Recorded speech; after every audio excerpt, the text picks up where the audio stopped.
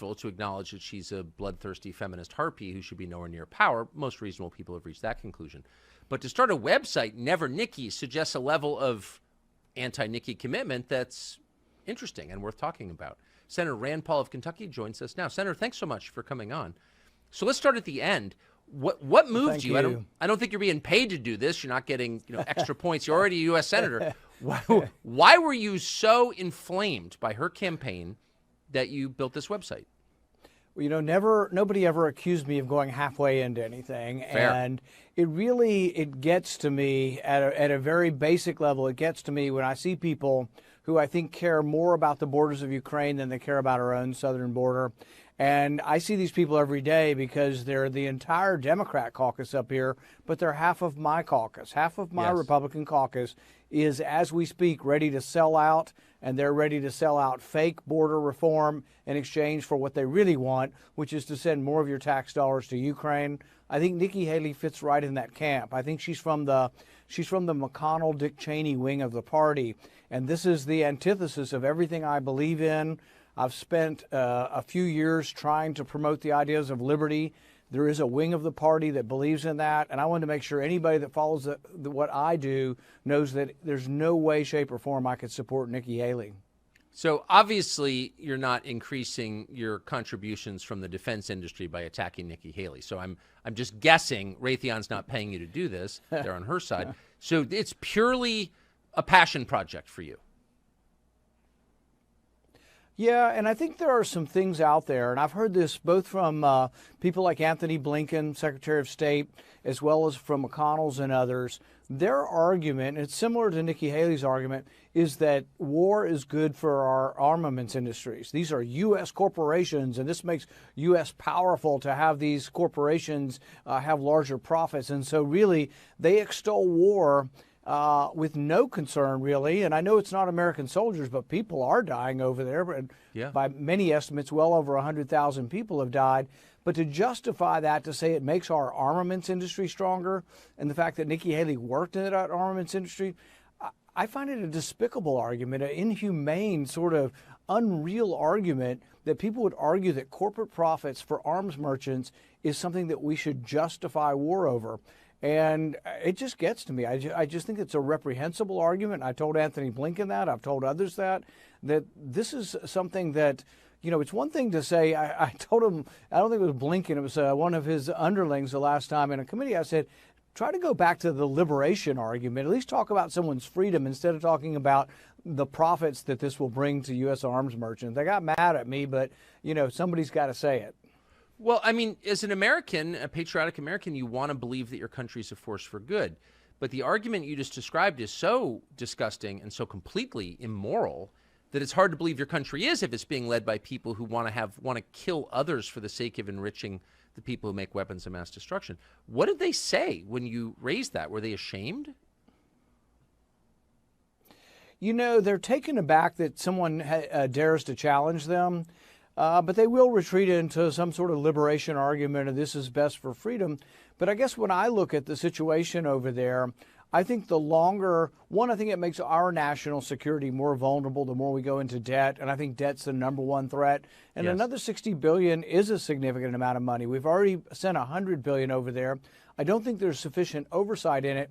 But I also think the longer we send money, the less likely there is to be a negotiated settlement. So it will mean thousands of more lives lost. It's not that I'm insensitive to the war. I actually am very sensitive to people dying on both sides. I'm not sympathetic to Russia. Russia invaded. They're the aggressor. My sympathies are with Ukraine. But at the same time, I think Russia occupies a portion that they're not giving up, and Ukraine does not have the ability to remove them from eastern Ukraine. The commander-in-chief of the Ukraine army said recently it's a stalemate. Zelensky's everywhere around the world. He's got time to be in Vogue magazine, him and his wife. He also has time to jet off to Argentina. And look, I'm fascinated by the new president of Argentina. I'd like to go too. But if I were in the middle of a war, I would think it might not be the best time to go to a post-election party all the way halfway across the world. But Zelensky, I really think that there are other problems here too. If people talk about whether or not our aid should be conditioned, well, you'd think they talk so much about democracy, maybe it ought to be conditioned on that the country receiving the aid ought to have elections. There are no presidential elections. They've been canceled. There are no scheduled elections in Ukraine. there also are accusations of oligarchs or wealthy people that have taken over state industries that are profiting directly by this. Some of our money's going to there was I think 60 Minutes showed like a women's bags, clothing and bag store getting grants from us, like small business loans to Ukraine. We're paying for their government workers. We're paying for their pensions, for goodness sakes. But this is something that Nikki Haley is all in on, and clearly the rest of the pack has separated themselves from her on this. And so it's a real division in the party. It's not it's not brand new. It's not Nikki Haley being brand new, but she's clearly in the McCain, Dick Cheney, McConnell camp. These are the big government Republicans. These are the people who never met a war they didn't love to be involved with, and they somehow think they're going to make the world or remake the world in our image, and they fail to, I think, acknowledge failure after failure after failure. And but I don't want a president, Republican or Democrat, from that wing of the party. So you noted that there are no scheduled presidential elections in Ukraine. There are scheduled presidential elections in Russia. Sorry, that's just a fact. We know that Ukraine has banned a Christian denomination. Russia has not. Okay. So at that point, you sort of wonder, like, all this liberation talk that we heard at the beginning, we're on the side of democracy against dictatorship. We're on the side of the country that banned a Christian denomination and canceled elections. Clearly, we're not on the side of democracy, obviously. So was it always about the money, do you think? Like, what is this exactly? What was the motive that drove our leaders to destroy, the global economy? The thing, it's somewhat perplexing. I think some of these people are like McConnell or McCain, who's now gone, are old cold warriors, and they've always seen things in terms of black and white. But they've never seen the possibility that there is an alternative future that could have occurred had we tried some relationship. So, for example, one of the things I promoted, and this was before the war, now nobody will listen to it at all, but even years before the war started in Ukraine, maybe not years, Crimea had already been taken back by Russia, but I had proposed at some point in time that we need more legislative exchange between Russia and the United States. They've banned 28 members of our Congress in response to us banning 28 members of their Duma from coming. And I had a simple amendment in our committee to try to say, why don't we exchange one for one? We'll get rid of 28 bans on their travel if they'll get rid of 28, and then we'll have at least some legislative interaction. And the hope is that maybe some young legislator comes over, and who knows, maybe they are of Putin's party, but maybe they are like Gorbachev, influenced by the West and want a better way and want better interactions. And by having them come here and see the wonderful, entertainment and, the culture and all the freedom, all that freedom buys over here and brings to us, that maybe they would be influenced and want that kind of society, a more open society in Russia.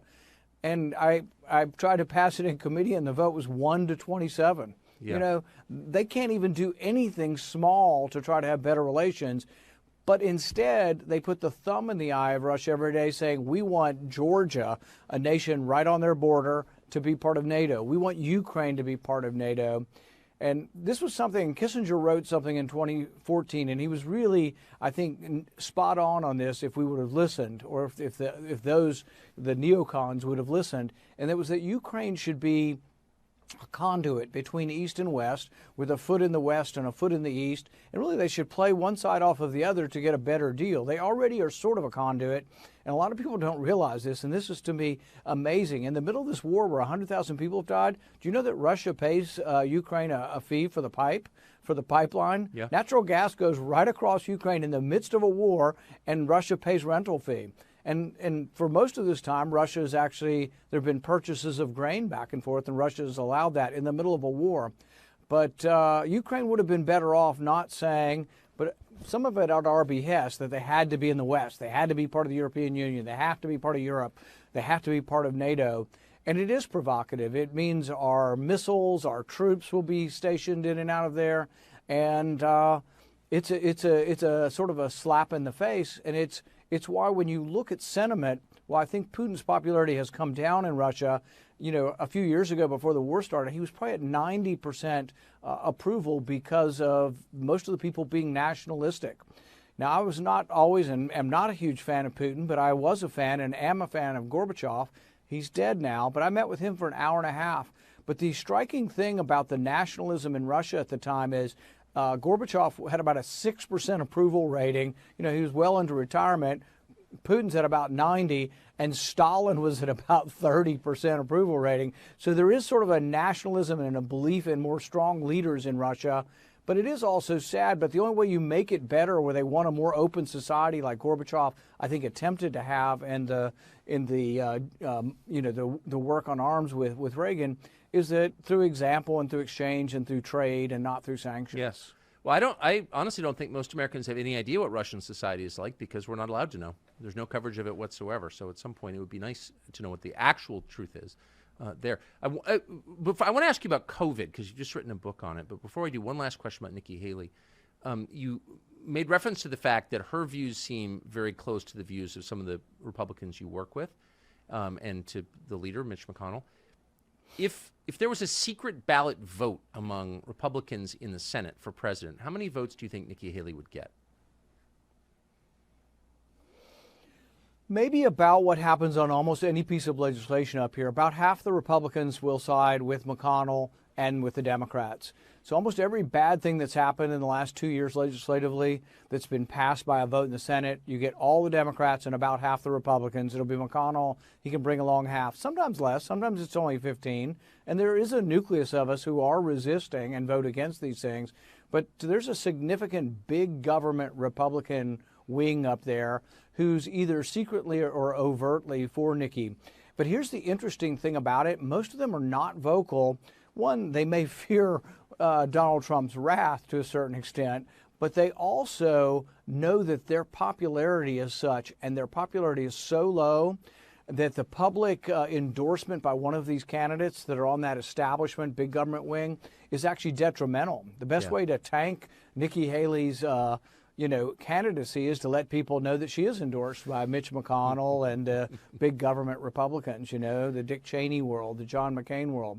And because they're not popular, they somehow can hang on, because there's the ability of incumbents sometimes to hang on despite their differences with the Republican base, but they fear the Republican base. And that's the one thing up there. They're really cocky and in private. They're all powerful, and they have the ability to slyly and craftily control the country, but they're they live in dread fear of their voters, and they live in dread fear of their primary voters in particular. So we have more power if we chose to engage with it. We have more power to determine who represents us, but we don't adequately use it. And the power of incumbency is such that it blocks a lot of challenges as well. How did one state, one Commonwealth, Kentucky, elect a liberal like Mitch McConnell, and then you in the same state, both statewide? Like, how did that happen? How does that happen? It was a confluence of good things. I mean, and a lot of things coming together. He endorsed my opponent, and he got 15 or 20 of the furniture of Washington on the Republican side to endorse my opponent. So I was heavily outnumbered. I was fortunate for a couple reasons. I was related to someone famous. My father had just run one presidential election, had gained a bigger national following. His following, many of them contributed. So I didn't have to rely on PACs, corporate money. Yep. All the corporate money goes to incumbents. It doesn't matter whether you're a Republican or Democrat, but all of the corporate money goes to the establishment. McConnell had all that money go to my opponent, but I was able to raise, and back in those days in Kentucky it was a decent amount, about $3 to $4 million for the primary. It's what my opponent had. So I was on even keel with dollars raised. And then I think I did have some attributes that attracted voters. I went everywhere and spoke everywhere. And the interesting thing is I ran against the Republican establishment in the primary. This was shortly after the bank bailout, when all the Republicans were voting to bail out, these gazillion-dollar banks at the expense of the middle class. And it resonated. And I think sometimes people who are running and challenging Republicans are fearful that, if you attack Republicans, it won't be popular. Guess what? In the Republican primaries, it's more popular to attack the Republican establishment than the Democrats, because people that are in the know realize the Republican establishment is actually part of the problem. They know where the Democrats are, but our own party is part of the problem. Well, and it's such a betrayal. It's such a grotesque betrayal. That's how I feel, for sure. So I want to ask you about COVID. Speaking of betrayals, you've written a book called Deception, the Great COVID Cover-Up. What do you think was covered up about COVID? The fact that the U.S. government, at the behest of Anthony Fauci, funded it. The fact that they knew it was dangerous research and that they did not allow the research to go before the normal safety committee. See, we paused this dangerous research. They call it gain-of-function research, where you combine parts of two different viruses and you get a brand new super virus that has never before existed. It's brand new. It doesn't exist in nature. You have created it, which is an amazing thing, but not a good thing. When you create these viruses, there's a danger they leak out from the lab, but we had funded that. So between 2014 and 2016, people became very worried that scientists were now aerosolizing, taking a virus that was 50% lethal, like Ebola, that spreads by bodily fluids like AIDS, so it's not as contagious, just like sitting in a room, and saying, well, why don't we see, hey, let's see if we can mix it with this other virus and see if we can make it aerosolized. They were doing that with the avian flu. The avian flu is deadly, but it mostly kills chickens, doesn't infect humans very well, but they're like, wonder if we can make the avian flu more infectious and see if we can transmit it through the air. And then they did. They did 8 targeted mutations, and so people freaked out. The whole scientific world did around 2012. 2014 to 16, they banned it, but during this period of time, Anthony Fauci continued to give exemptions to it. But here's the curious thing. The research in Wuhan is going on during this time. We've been funding research in China for a long time, but we keep funding it during the ban. But we can't find records of how they got the exemption. We know it had to go through Anthony Fauci. He says approved all of this research. We can't find it. They won't give us the deliberations. They also set up a committee in 2017. They secretly reopened the door. No more ban, but there was a new committee, a pandemic safety committee that was supposed to review this.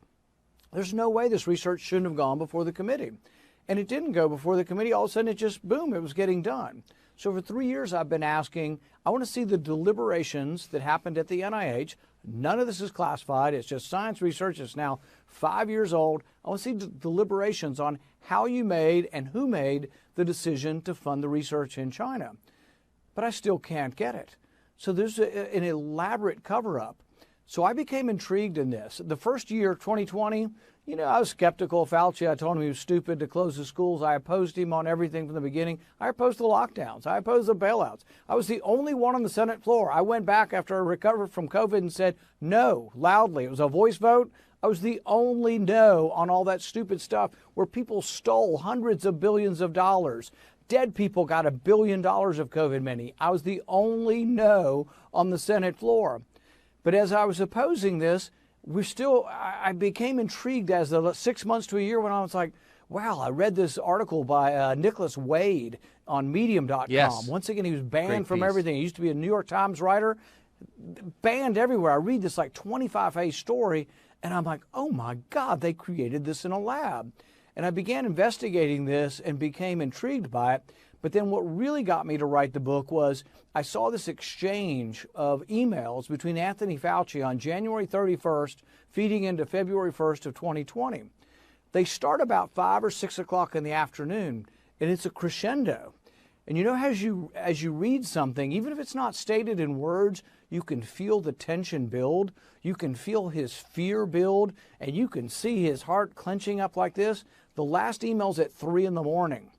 And at 3 in the morning, he emails a guy named Bob Cadillac. I didn't know who Bob Cadillac was. Other people knew him, but I didn't know who he was. And then, Bob, I'm sending this article here, sort of in the middle ground, but it was an article basically saying, nothing to see here. This came from Nature, not the lab. At 3 in the morning. He can't sleep at 3 in the morning. About a year later, we're now 2 years into this, I meet Bob Cadillac, and he was working for the Senate committee, the Republicans, doing a report on the origins of the virus. And I said, Bob, why did you get that email? And he says, well, I was in charge of the safety committee, the pandemic committee that should have reviewed the Wuhan. And he didn't say this, but my implication is he's sending him an email because he's going to discover that the research that caused the virus was supposed to go before his committee, and he never saw it. So as things come together, to me, it is the greatest cover-up in our history. 1 million people died in the United States, maybe 20 million, 10, 15, 20 million worldwide. And it was funded by government, approved by Anthony Fauci, and then the cover-up. And there's a lot more in the book. We go through all the different articles, the scientific articles in Nature and in Lancet, where they came together and they lied. The people all said it was a conspiracy theory, but they didn't reveal that they were receiving money in this. It stinks to high heaven. This Peter Daszak, who ran Eco Health Alliance, who I call the bag man, who was funneling all this research money from the NIH over there, he would have $20,000 receptions every Friday at the Cosmos Club in New York. In D.C., some fancy club. But who's he invite? You think, oh yeah, whining and dining politicians? No, they wine and dine bureaucrats. They invited Anthony Fauci, and I love this story that was written up by one of the writers. He said, well, we had trouble getting Anthony Fauci, but we heard he might come if we told him there were cameras. And so they told him the CNN would be there, and ABC would be there, and NBC would be there, and all of a sudden, boom, it wasn't the cocktails that got Anthony Fauci, but when he heard cameras were going to be there, he showed up. But it was all an influence peddling thing to try to get people to approve their grants. This guy, to this day, that funded all this money to Wuhan, Peter Daszak, he's got $50 million worth of outstanding grants. He continues to get more grants. I finally got him to quit sending money to Wuhan. They're on like a 5-year list of not getting money. But Peter Daszak, the bag man who was carrying the money to Wuhan, is still getting your money. And I think he's as corrupt as the day is long. He has not revealed. We've asked him for his lab notes. We've asked him for the genetic sequences of what was going on in the research. Oh, I don't have that. That's all in China. You ask him what was going on. Oh, nothing to see here. But he hasn't been forthcoming on this. And really, he wasn't even meeting the NIH's own rules. I think that he should have been immediately banned from more money, and I think still should be banned from getting any more taxpayer money. But as you pointed out, millions died. And, we've had over 1,000 people arrested for milling around the Capitol 3 years ago, January 6th. No one's been arrested for this. Millions dead. No one's been arrested. My brother ran into Tony Fauci in our family dog park in Washington the other day. He had Secret Service protection. He's retired. He works at Georgetown. He doesn't work for the U.S. government. He has government-financed security. I don't. I mean, so not only, my point is, he not only has not been punished, he's continuing to live at public expense at the highest possible level. He's being lauded. When does someone get punished for what has got to be the greatest crime ever committed? So I wrote a comparison between Anthony Fauci and J. Edgar Hoover, because I think there are similarities. They both were or had a great impulse to be an authoritarian. Hoover may have had more power to be that authoritarian, but they served for way too long, decade after decade, and then abused their power over time. But you're right, Anthony Fauci's not gone. He has a limo and a limo driver and security 24/7 because they say he's had threats. Well, I had 34 threats once earlier this week, in a week. 34 threats in a week, including people who say know where I am on a certain day at home and they'll see me there. We can't arrest them. We know who they are because they don't say they're going to kill me. They just laugh and say, see you there. Look around. I may be there. But nobody gives me special protection on that. We have our own now. We've had to hire our own, and I have people who work for me who are armed and policemen. I don't want anybody to think I don't have protection. We do have protection. But the thing is we're not sure that Anthony Fauci's not still being paid. We've asked whether he's being paid, and we've asked who's paying for his security. We do know that when he was active, he made between him and his wife was in charge of ethics. So if there was ever a problem with Anthony Fauci not being ethical, his wife would review the ethics, which I'm sure she was sure to tell him that if he was doing anything unethical. But their combined salary is about $800,000. His wealth went from $7 million to $12 million during the pandemic. He got $1 million prize from a private foundation. What kind of person, civil servant's allowed to take $1 million prize? Did anybody investigate whether the foundation has anything to do with pharma? We now have money going from the vaccine manufacturers to NIH. Moderna shares the patent. And you say, well, that's fair. The scientists at NIH did a lot of research. $400 million went from Moderna to the NIH. But my question is this. It may sound fair, but how can the NIH or any of these people be objective now in deciding whether we should have to take a vaccine because they got $400 million? Wouldn't that conflict you as far as deciding whether we ought to mandate that every 6-month-old get a vaccine? So it just never ends here. But Anthony Fauci lied to Congress, and the bottom line is he deserves to be in prison. If he'd have been a Trump supporter, he'd have been in prison long ago, because you're right, there are two sets of standards. And this is one of the things that's tearing the country apart, and I fear will lead to chaos in our country if it gets worse. And that is that people will come to believe that it depends on my ideology, not the color of my skin, Right. but the shade of my ideology is what will get me in trouble. Really pretty overwhelming. Senator Rand Paul of Kentucky, I appreciate so much your coming on, and good luck with Never Nikki.